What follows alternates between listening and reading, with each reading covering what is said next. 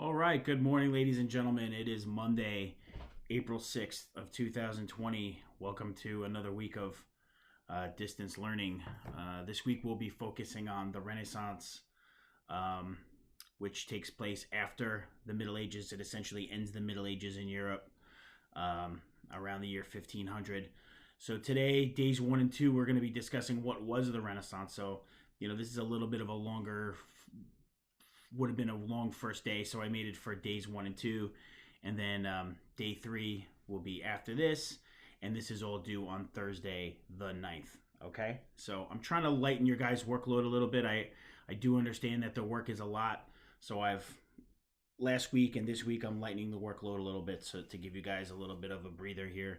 We're all in this together. I don't want to overburden you guys with work, just in the same way that I don't want to be overburdened with work, nor do I want to see my own kid overburdened with work. So I'm trying to work with you guys to keep it so that it's not such a harsh thing to be doing your schoolwork, but that it gives you like a little bit of a break from what's going on in life rather than be more of a burden to you. Okay, having said that, so what was the Renaissance? So you're going to start by working on this right here. You're going to look at this timeline of Western Europe. So you see Rome here from 27 BCE through 476 of the Common Era. You have the Middle Ages, which is, the fall of Rome to the 1400s. And then you have the Renaissance, which takes place between the 1300s and 1600s. By the end of the Renaissance, obviously the Middle Ages in Europe are over. So this is a little bit of a review here. So what you're going to do is you're going to what do you remember about the feudal system? So we talked about the feudal system after the fall of Rome. What do you remember about the Black Death? That's a lesson we did not too long ago. What do you remember about manorialism? And here's an image of manorialism to spark your memory. So obviously, if you don't remember these things, you can go and research them to answer the question. But I'm hoping that you recall what these things are from our studies previously. So how is the period when Rome ruled most of Europe different from the Middle Ages? So here you're just going to compare when Rome ruled Europe versus the Middle Ages. So what were some of the differences in Europe between when Rome ruled and during the Middle Ages, and we've talked about those extensively.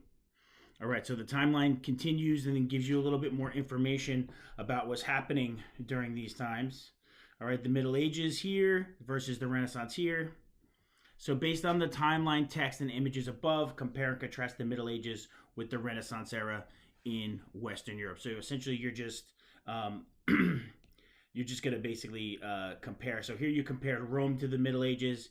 Here you're going to compare Middle Ages to Renaissance. So you're comparing Middle Ages to both Rome here and now Renaissance here. Okay. So now we're actually going to get our definition. What is the Renaissance? So Renaissance is a word that simply means,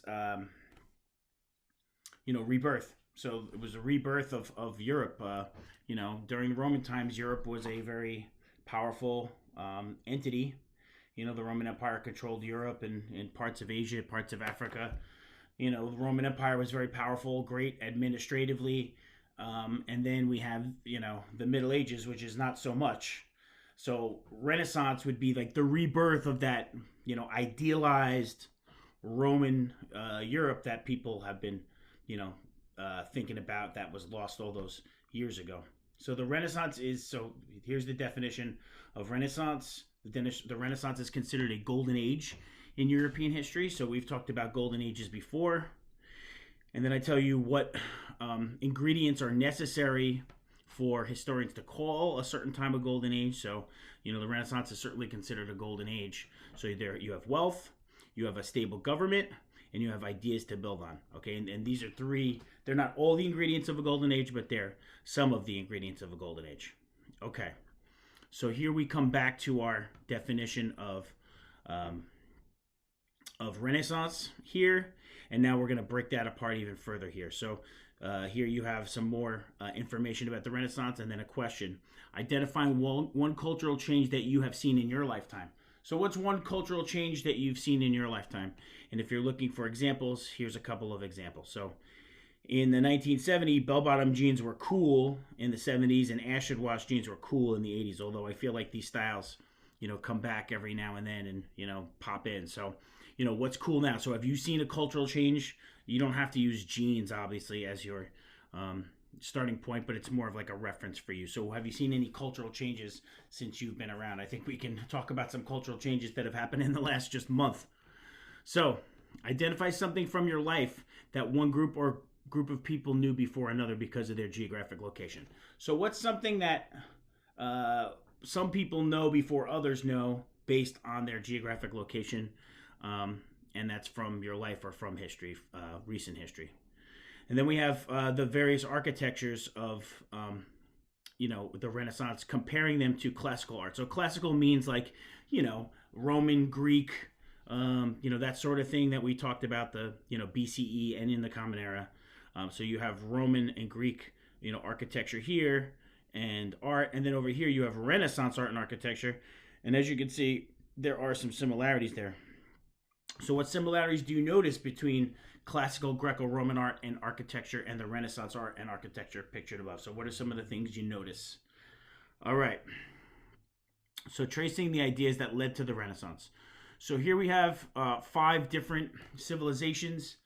You're going to look at them, and then you're going to list them in chronological order, meaning which of these civilizations came first, second, third, fourth, and fifth. So you're going to you're going to put those in chronological order, and which civilization's ideas were the foundation for collective learning in the Mediterranean world, and how do we know? So as we read, we're going to use what we read here to answer questions 4 and 5. Okay. Then finally we get to the exit slip, which is the who, what, when, where, why, how. The Renaissance. Okay, so you're going to give me the background information, the historical context behind what was the Renaissance. I give you the graphic organizer to break it up into various questions. Then you're going to put that all together in one nice, neat answer for me here, which is explain the historical circumstances that led to the Renaissance. Okay, so that's for days 1 and 2. I'll do another video tomorrow for day 3. And again, this is due on Thursday. Please get your work into me, and please contact me. Remind has been acting up terribly lately, so probably the best way to contact me is through email, because then I can just shoot you back quick. Remind has been terrible lately. So hope you guys are well out there. That's it. Have a great day. I'll talk to you guys soon. Bye.